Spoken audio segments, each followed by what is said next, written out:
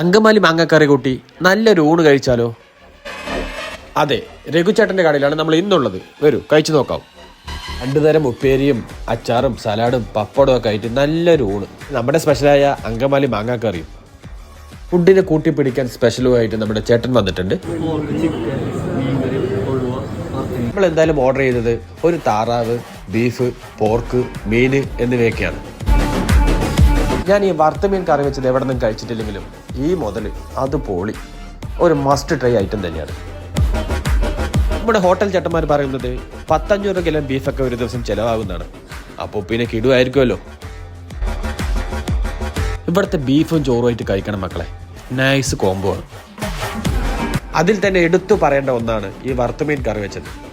ഞങ്ങൾക്കെല്ലാം ഫുഡ് ഇഷ്ടമായെങ്കിലും സ്ഥിരം എറണാകുളം സന്ദർശകനായ അനൂപിന് മാത്രം ആ പോർക്കും താറാവും അത്രക്ക് അങ്ങ് ബോധിച്ചില്ല.